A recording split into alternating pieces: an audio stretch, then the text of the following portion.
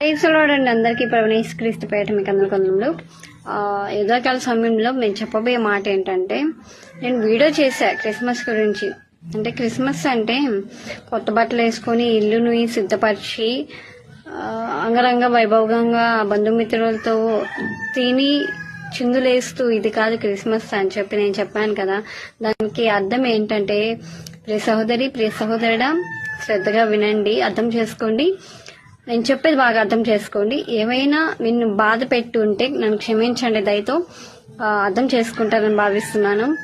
అంటే మనము నీతిగా జీవిస్తూ దేవునికి విధేయులుగా ఉంటూ, నేను కూడా నీతిమంతుని కాదు, నేను చెప్తున్నానని నేను నీతిమంతులని అనుకోవడం లేదు. నేను కూడా నాకు కూడా వర్తిస్తుంది. దేవుడు నాతో కూడా హెచ్చరిస్తారు. ప్రతి దాంట్లో దేవుడు సిద్ధపరుస్తూ ఉంటారు తన కృపను బట్టి.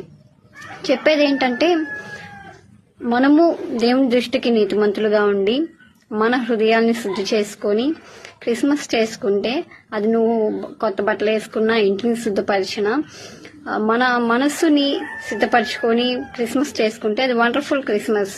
అది మన జీవితంలో అద్భుతమైన పండుగ. ఒకవేళ మన మనసుని శుద్ధపరచుకోకుండా మన మురికి గుడ్డల వలె మన జీవితాలను పెట్టుకొని, కుళ్ళిపోయిన మనసును పెట్టుకొని, మన జీవితం అంతా దేవునికి విధేయులుగా ఉండకుండా, మన మనస్సు వేరుగా ఉండి దేవునికి విధేయులుగా ఉండకుండా ఇంటిని సిద్ధపరిచిన, ఇంటి ముందు స్టార్ పెట్టిన, బంధుమిత్రులతో అంగరంగ వైభోగంగా మనం చిందులు వేసిన, అల్లరితో కూడిన ఆటపాటలు చేయొద్దని దేవుడు వాక్యం సెలవిచ్చినా కూడా అల్లరితో కూడిన ఆటపాటలతో మనం పాల్గొన్నా, ఇవన్నీ చేస్తూ మనము దేవునికి సిద్ధపరచకుండా మనము పండగ చేసుకుంటే అది మన జీవితంలో క్రిస్మస్ పండుగ ఉండదు. అది ఆచారంగా పాటించినట్టు అవుతుంది, కానీ అది క్రిస్మస్ పండుగ చేసినట్టు ఉండదని నా భావన, నా ఆలోచన. దేవుని ప్రేరేపణ బట్టి చెప్పాను. ఇది అర్థం చేసుకోండి. ఇది 2 పాయింట్స్.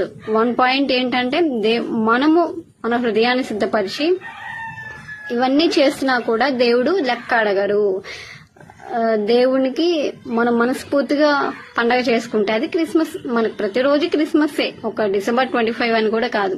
ఆ డిసెంబర్ 25 ఎందుకు వచ్చింది, డిసెంబర్ 25 ఎందుకు అని చెప్పే దాన్ని బట్టి నేను వీడియో చేస్తాను. ఈ వీడియోలో ఏంటంటే 2 పాయింట్స్ మీకు చెప్పబోతున్నాను.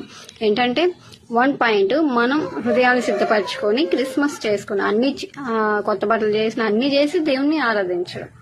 రెండోది ఏం పాయింట్ అంటే, మనం ఇవన్నీ చెప్పారు కదా, ఎప్పుడో ఒక్కడునూ నీతిమంతుడు లేడు, నన్ను ఆరాధించేవాడు ఒక్కడునూ లేడని సెలవిస్తున్నారు దేవుడు. సో ఎవరు నీతిమంతులుగా